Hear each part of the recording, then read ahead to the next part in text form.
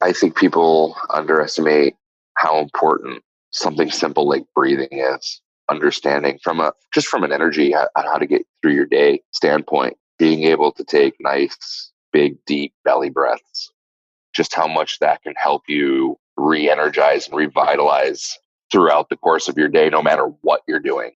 Moving your body and finding some kind of regimen to put yourself through to clear your mind and expel some of that energy and thought process is good.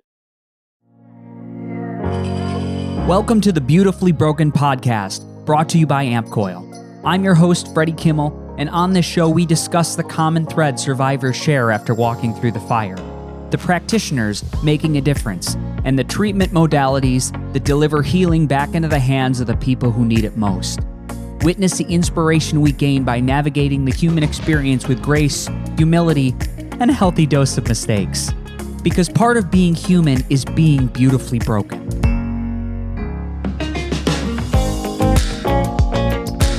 Ladies and gentlemen, welcome to the Beautifully Broken podcast. We are here with special guests today, all the way from the Rochester area, Mr. Kevin McCann. Kevin, good morning. Howdy, folks. I gotta ask, we've never had anybody from, we've never had a butcher on the show ever before. And Kevin is not only a butcher, but a connoisseur, I would say, of the art of this craft. Kevin, can you just do a little dip the toe in the water on what it is you do at your establishment? Well, we bring in whole animals from farms within 60 miles of Rochester. We focus on 100% grass-fed beef, pastured pork, and poultry. We break everything down in-house. We cut and grind fresh cuts for the case every single day. We make a full range of sausages, deli meats, charcuterie, prepared foods, rendered fats, bone broths. We try to, as much as possible, utilize the animal as close to 100% as probably humanly possible. Wow, that's incredible. I feel like just from growing up in Rochester, New York, that is the only establishment doing that to that extent. Yeah, I mean, we're certainly the only game in town as far as whole animal. I mean, there's a lot of other, longer established butcher shops that are doing some more, industrial style commodity meat. That's a legitimate business model if that's the thing, but we are pretty proud of our practices and why we're doing what we do.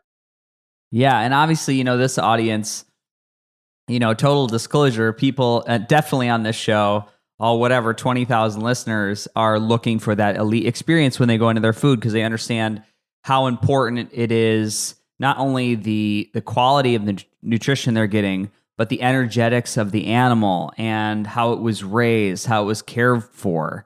Can you speak a little bit about that as far as the sourcing that you do? Yeah, I spent quite a bit of time touring around different farms in the Western New York area.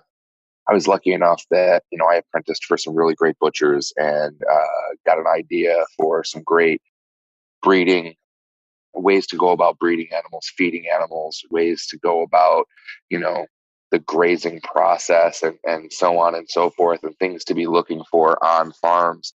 So I did. I toured around Western New York. I got in touch with Cornell Cooperative Extension, and they were super helpful as far as an initial step of looking around and getting in touch with farmers and sort of, walking around their properties with them. And nowadays, we've just been in 4.5 years developing great partnerships with them, bringing in great animals, watching the great work that they are doing on their properties and how it manifests itself in meat and food that we put into the case. Incredible. So on a personal level, you've got this great business model, very, very, like you said, snout to tail. You're really using everything of the animal. And then on a personal level, you've got some pretty high skills as far as being a butcher goes because you've been selected for a very special team. That's true also, yes?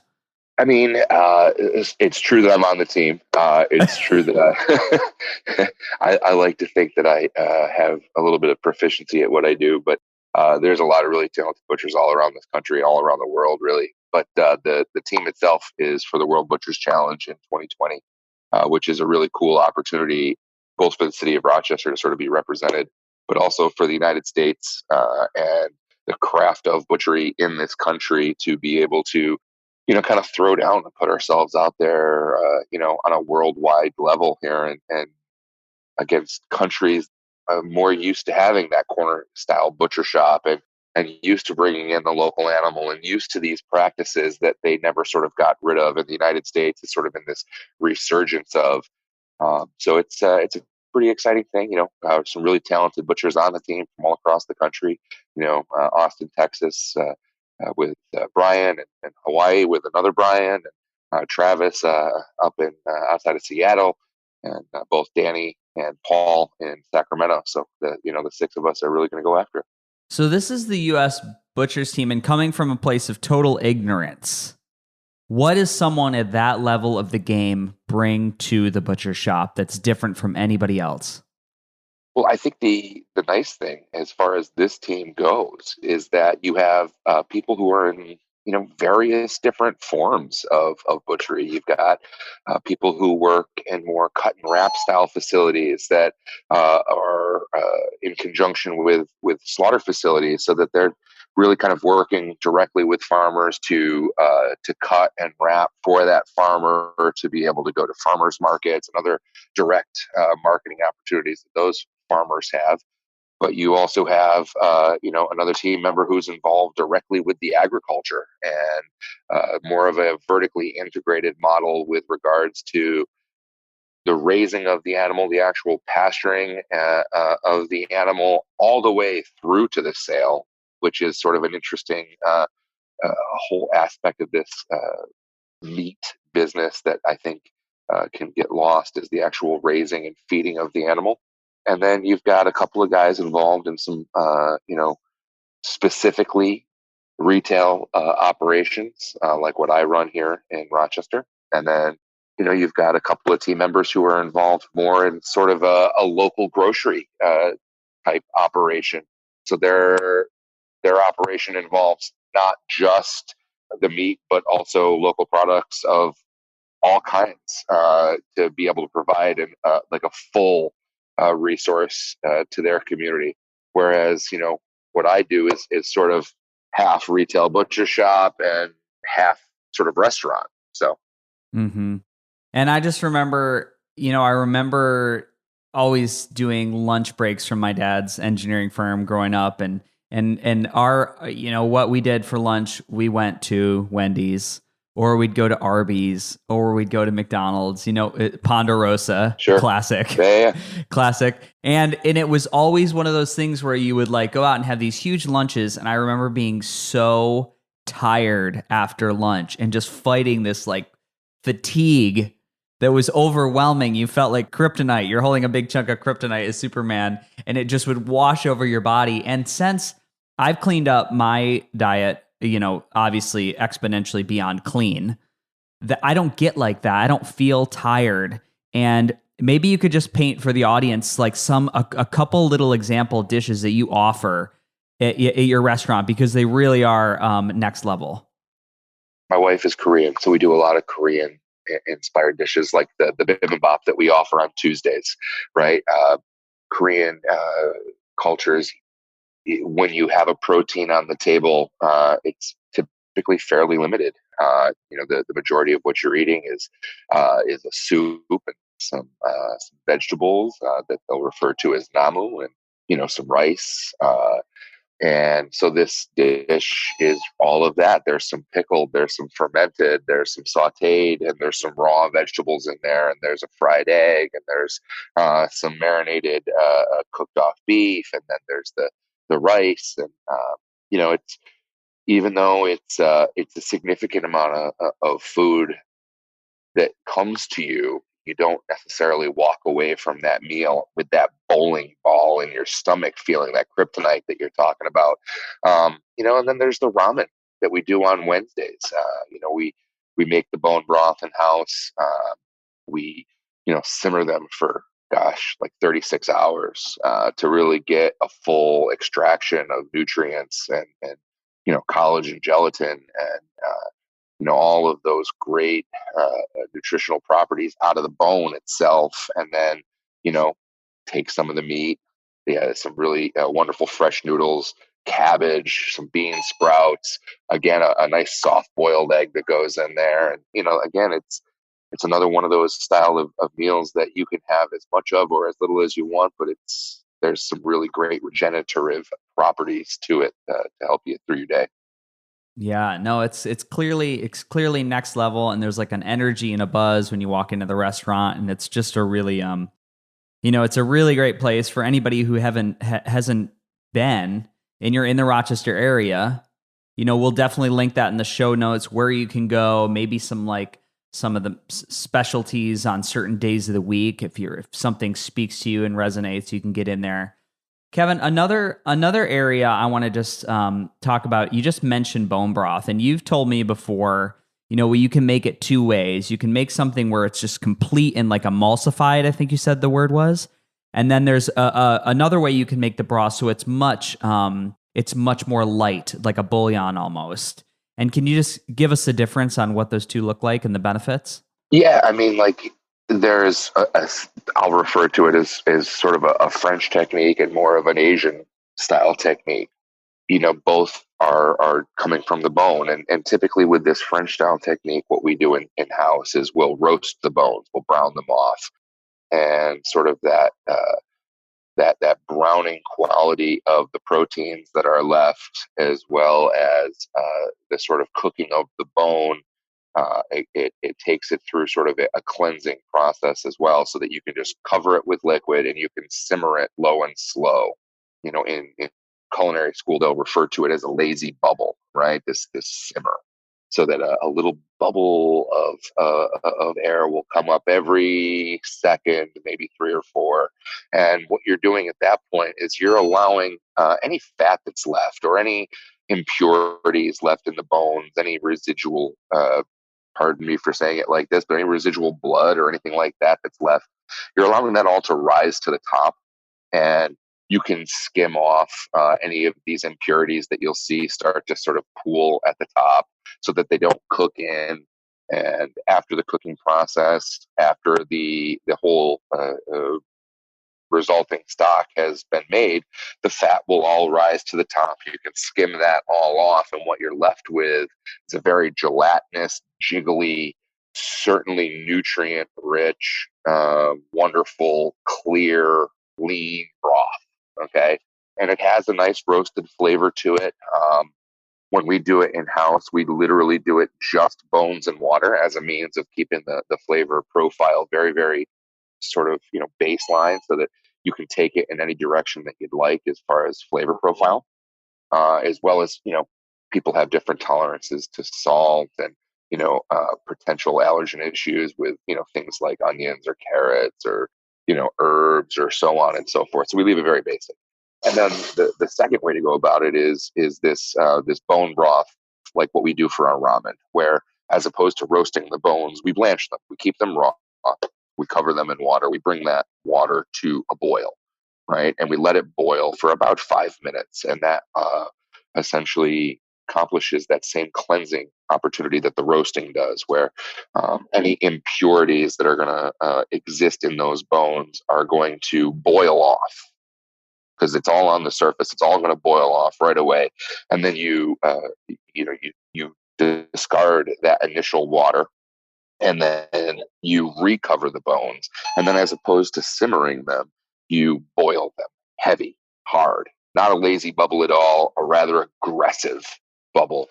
And that mechanical action of the bubbling will allow any of the fats that are there to be emulsified into that liquid, and therefore become creamy, milky, rich. And this is, we get a lot of questions with regards to people with how it is they should use like knuckle bones as opposed to marrow bones. And the knuckle bones work great for that lean style roasted stock, whereas a couple of marrow bones will certainly be beneficial in this milky style bone broth that I'm discussing, where all of the nutrients that are in that marrow will benefit and be a part of that finished end product. Beautiful. Beautiful. I'd love to get that, one of those pathways paint it out. And maybe do you guys put out a blog through the restaurant or anything like that? Do you ever put out recipes or directions for things you might make there? It's more of like the recipe thing. Number one, it takes time, and my wife and I are super Yep. busy with our family and with the business as is. Sure. But it's also, we believe very much in like this direct one-on-one interaction, this personal connection with our customers. So we would much rather have in the moment a conversation with a customer to help guide them through these things. Through written recipes, through text messages, through emails, through all of these things. There's some nuance that can be lost. So we would much rather be able to have it in the moment, get through any questions, and talk through a process with a customer right on the spot. It sounds like that might be an amazing masterclass to like run like a bone broth workshop or something within the kitchen. It sounds like that's something you could sell an event for. Sure. Yeah. So I want everybody at home who probably is not watching this on video, every once in a while we've got a beep here. And we've got a little stopwatch calendar going in the back, and there's people occasionally walking by with a carry dumbbell or someone doing walking lunges. And Kevin's in the gym right now because Kevin is also in the middle of a huge, huge health transformation. You're going through a huge shift in your body and everything that's going on. Can you talk a little bit about that and let people know where you're at and what's going on? Yeah, I mean, as far as my thing goes, my wife and I, we've got two kids. We've got a son who's going to be turning 6 in December. We have a daughter who's going to be turning 3 here in November. Right after our daughter was born, we kind of looked at each other and said, there's a lot of work we need to be able to do individually to be able to ensure that we're going to be around to see these kids grow up and to set great examples for how it is that they can live their lives. And so we initially started doing some keto and tried to sort of affect some change through diet. And we both saw quite a bit of success.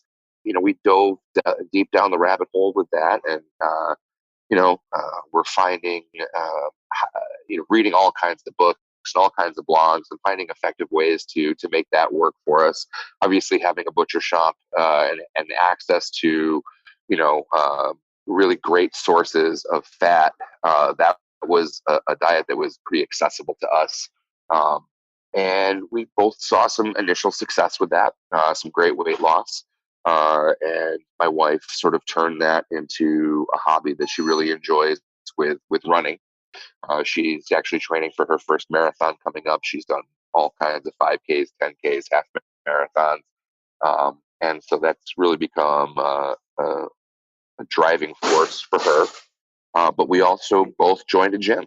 And, we started in a CrossFit based gym, and started both of us with personal trainers. A lot of these trainers and a lot of the members were customers of ours that would come into the shop all the time, and they would play the long game with us. They'd say if you ever want to work out, if you ever want to start to get actually healthy and not just eat a bunch of fat all day long, we can probably point you in the right direction. And so we finally did. And we've been working out specifically with our personal trainer for a little bit over a year now. I'm down 123 pounds myself since starting keto. It's involved lots of, the gym that we're in now is not a CrossFit specific gym. It follows some CrossFit ideas as far as intensive movement, as far as full body movement and working out. My coach is a very strong believer in what you are bad in is some things that you should probably focus on, and muscles that are larger can be focused on more than muscles that are smaller. So we do a lot of leg work, since those are some of the larger muscles in the body, and it's become this idea of not just working out and of not just changing a diet, but of this phrase that I was really dubious about at the start, but has become everything that my wife and I sort of involve our life with now, which is this lifestyle change, right? not, anybody can say that they're going to go on a diet. Anybody can say that they're going to start working out, but these are things that seem fleeting and have lots of exit doors. But if you're going to kind of commit yourself to being healthy in multiple different ways and kind of shape your life and how it is you go about it, minute to minute, day by day, and week by week, and month by month, year by year, then it's something that it isn't a struggle every day. It's what you do. And that's sort of what we're in the middle of right now. That's impressive, man. 123 pounds and a lot of changes, including food and diet and nutrition. And I'm sure you understand how many how many slices of the wheel you need to alter and change and shift to make progress like that. 100%. I mean, I've never, ever in my life, I played sports in high school and, did lacrosse, did football, skied a lot, golfed quite a bit. And, I had a back surgery. I had a major debilitating injury that I thought was going to affect me for the rest of my life. I thought I was never going to be able to be active. I thought I was going to sort of always be in this pain management scenario for the rest of my life. And if you ever asked me if I was going to back squat or deadlift or, do a 15-minute forward distance row like I did today in class, like I would have absolutely laughed at you in the face. And instead, I'm living this incredible pain-free existence due to, putting my body through some stressors and some rigors and becoming stronger and, developing my body to be prepared for things. Before any of this, I could walk down the sidewalk and, catch a weird dip or a weird step and it might throw my back out and I could be out of commission for 2 weeks. And, an 8-hour day standing at the block and cutting meat felt like it was, a really terrible feat at the end of the day. And now, an 8-hour day, a 10-hour day, a 12-hour day, these are all accomplishable tasks, dropping, body fat, putting on muscle mass and developing, even in my early stages of this whole thing, some kind of endurance and, getting some lungs in me and getting some self-confidence from all of that. It's really made a huge difference.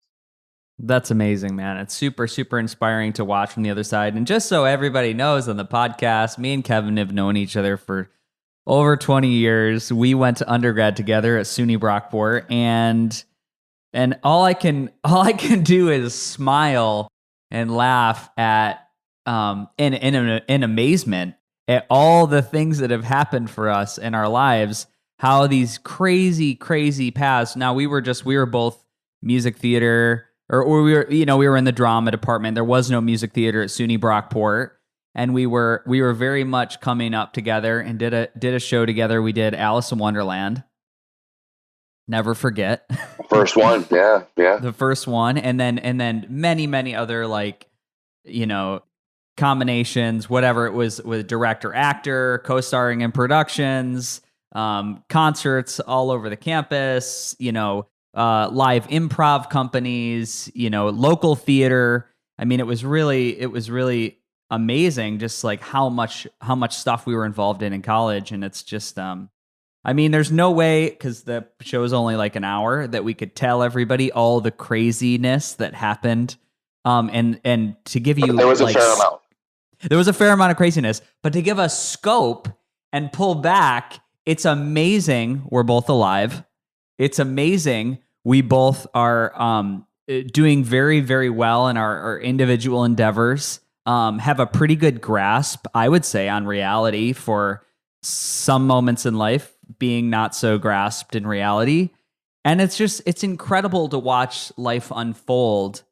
And what I want to know is, so let's just because there's so many paths we could go. If we're to look at the path where you've got all this inspiration coming out of college, and all the possibilities, and where you're at right now was definitely like not imaginable if I had told you, well, Kevin, you're going to own like a very successful organic butcher shop and be a connoisseur of fine cuts of meat, probably not. But what element? As Because, laughable as me going to a gym. Yeah, I mean, but we, what element of like emotional pain and trauma took you off the rails, and like tell us a little bit about the like some things that took you down in order for you to like find this new direction, because this is, it's about being broken. So if you can just illuminate on some of those, some of those areas of your life. sure. I mean, it's funny how the industry that we met each other in theater, you're sort of trained to explore, motivations, explore these emotions, explore through character development, a lot of both, positive as well as a lot of negative things, because that, the negative things that people have to go through are often the more entertaining to witness and therefore make better stories. But yeah, and going from theater into the restaurant, the food industry, there's a lot of stress. There's a lot of failure. There's a lot of concern with, in theater, are you going to make it? Are you any good? Are you going to be in the right place at the right moment? And I did the New York City thing, and fuck me if I did anything good with it while I was there. I served tables at the Planet Hollywood in Times Square, but you know, I might have gone to like one workshop. I might have gone to one audition, and a Mm-hmm. lot of that was fear. Fear of not being good enough. I came from this wonderfully small pond where I was a fairly good sized fish at the Brockport Theater Department, and had all of the opportunity that I could possibly gobble up. And you go to New York City, and you're just a fucking speck of dust on some handrail of some obscure stairwell of a subway station that's never used. And so that's a very real moment of realizing that you're either incredibly driven to do this and you're willing to take the risks and put yourself out there for what it takes, or it might be time to really kind of do some self-evaluation and move on. And so I did that, and I got into the restaurant industry, and I've spent a lot of time recently specifically going back over and doing some inventory internally about all of the problems that this industry can really present to a person, both sort of like physically, spiritually, mentally, intellectually, right? And first physically, I mean, it's a lot of hours, and if you're a server, it's still a lot of hours on your feet. You're still carrying food around. You still have to hustle quite a bit. If you're in the kitchen and you're in the heat, and there's fire, and there's knives, and there's heavy lifting, and there's lots of weird bending, and your life really exists in like this 3 square foot existence, right? With lots of grease. Yeah. And not just what's going into your body, but what you have to kind of move around, and like, a lot Yeah. of stability you got to find being able to move around in that. But and then all of the mental stress that goes with it. In some cases, especially in the kitchen, you're not making a lot of money. You got an old school fiery chef that's raining down fire and brimstone on you because you put a dish in the past that wasn't up to par, or your mise en place wasn't set up properly, and he's giving you shit about that, or he or she, for that matter. I apologize.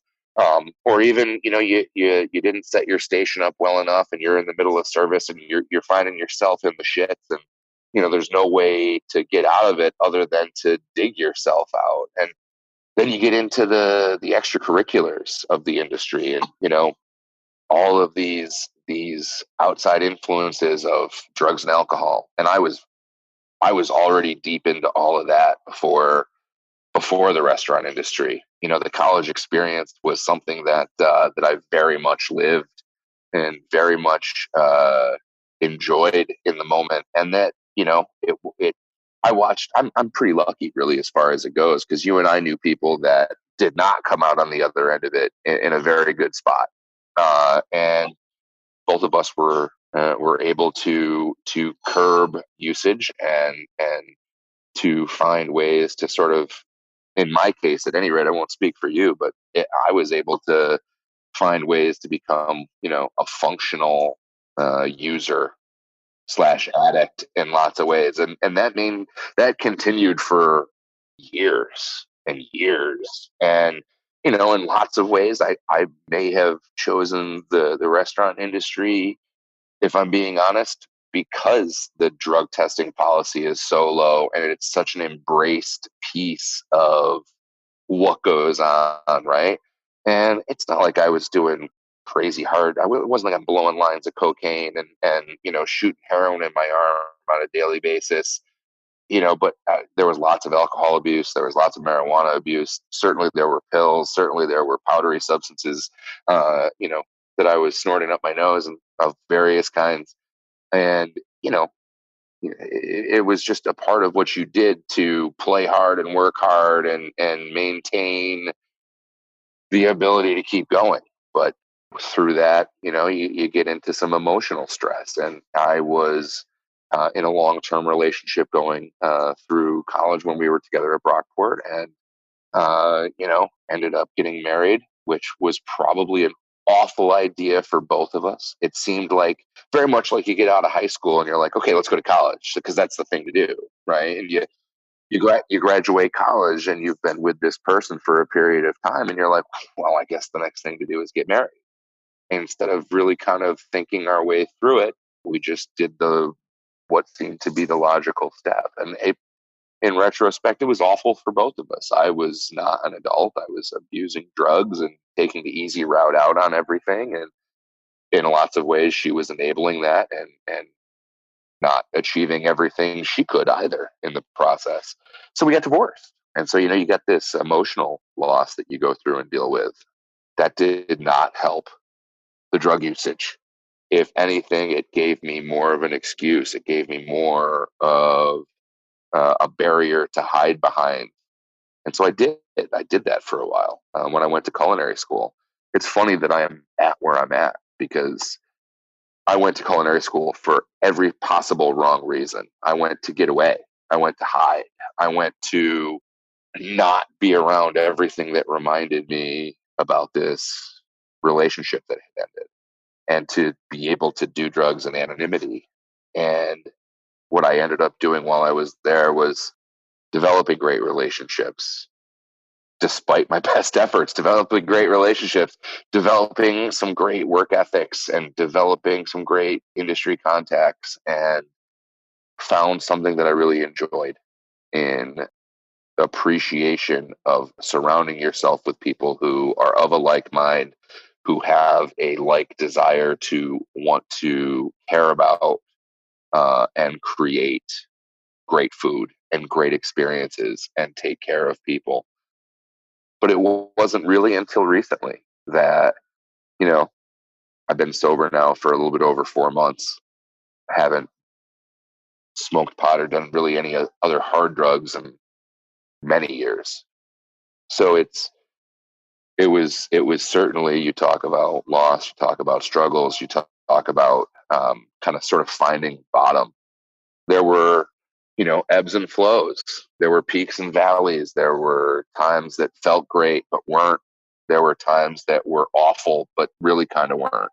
And kind of looking back on it now, as I have 2 kids, as I have 13, 14 employees that I'm trying to help figure out how to take care of, a healthy marriage and this, healthy lifestyle that we're trying to create for our family.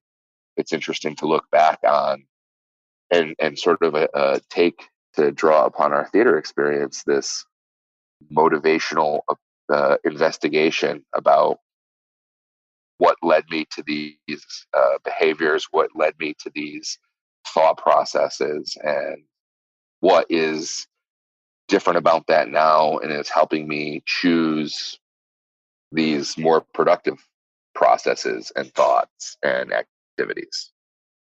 Kevin, what is it? When you wake up in the morning and you get ready for your long day, because I know how hard you work. Do you have moments of just complete gratitude for the the the portion of the mountain that you've climbed so far, and your beautiful family, and this incredibly successful business, and being on the United States Butchers Team of America? I mean, does that bring you to tears once in a while? I woke up early on Sunday. I invariably now, being sober, I don't sleep as much. My brain doesn't shut down. It just wants to go. It's like, yeah, Mm-hmm. it's unfettered now. So it's like, let's make up for lost time. And so a lot of times I journal, but instead I didn't really have anything I was specifically thinking about this past Sunday. And so I got up and I just decided to go. I just wanted to move. Sort of dealing with a little bit of a nagging oblique issue. So I didn't run. I just walked. And the being able to walk allowed me to kind of really look around, and it was such a gorgeous morning.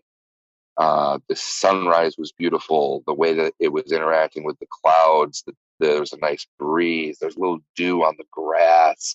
That I personally was the life hero of 8 separate snails that were crossing the road, saving them from what would have been utter doom from getting driven over by cars. I helped them get to the other side of the road.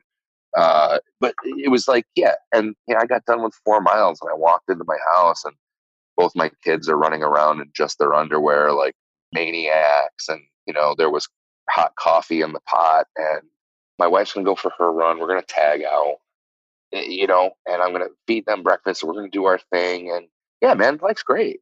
You gotta let it be. You got to appreciate it for what it is, and just roll with it, man. And what degree of what about the emotional component, Kevin? Where has the power of self-love and self-forgiveness come into your journey? Uh, you know, Probably for the first time, maybe ever, I'm in a comfortable spot with who it is I am. But it's also probably the first time as an adult that I've been clear-headed enough to feel like that's a statement that I can even think about making in any kind of truthful manner. I've been in general for 20 plus years. I was on a daily basis. I was inhibited by some form of chemical or another.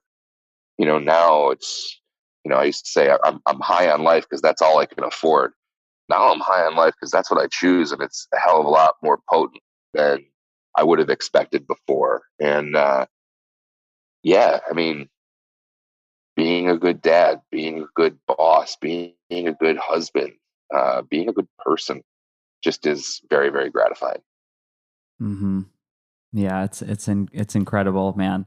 Well, I'm so proud of you and what you've done, and not only the business and success you have, but the life that you've created. It always makes me smile because Kevin and his family are always posting pictures of morning 5Ks and runs and fitness events, and pictures in the like he said, the CrossFit style gym in Rochester, and then to walk into the butcher shop. It's just it's a beautiful, beautiful establishment. It's a great place to go sit down and eat. So I highly recommend, if anybody's in the Rochester area, or if you're in the New York State area, make a trip.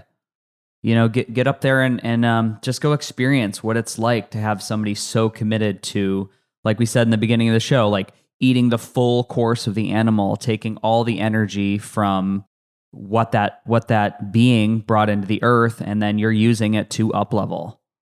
So I think it's a great place. I appreciate that. Of course, dude. Of course. It's I'm such a fan. And everybody in the community loves it. I usually close out with a couple questions, and I'm going to hit you with these. I know you're going to do great. What does it mean to you to be beautifully broken? Accepting your own flaws, accepting your own imperfections, accepting the fact that at all times you are a work in progress, and to never be complacent, never be satisfied, but to continue to strive.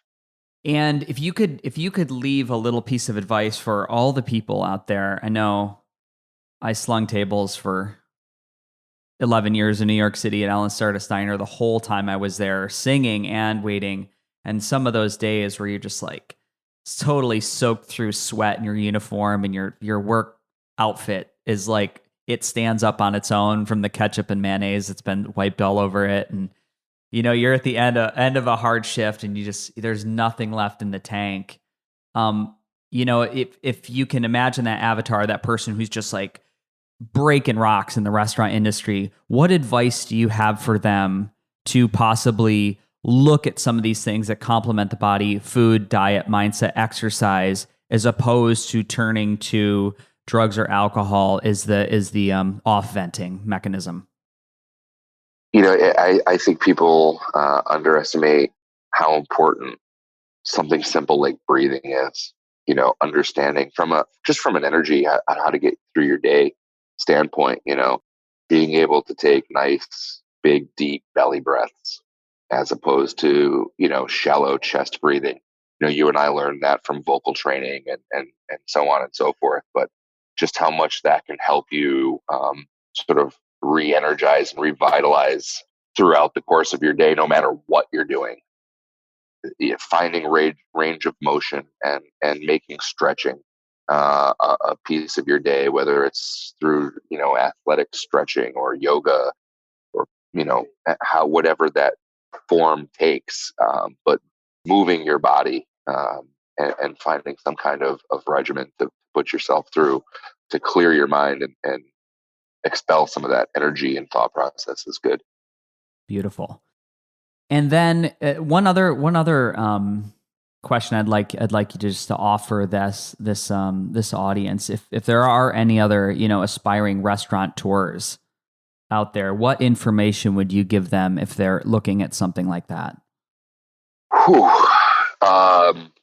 Be prepared to be poor for a long time. Be prepared to put in more hours than you probably thought were possible, and enjoy every second of it. Because very much like with my kids, how everybody always says, they grow so fast. Well, so do your opportunities to either be successful or to fail. And you have to be in the moment. You have to be present and be able to be clear of mind to put yourself in great positions and surround yourself with great people, and be smart enough to not try to do everything yourself, but to coach, train, develop, to bring in people who complement what you're good and terrible at, like my wife does for me. I mean, I don't know how I got so lucky, but it seems like everything that I'm awful at, she's wonderful at.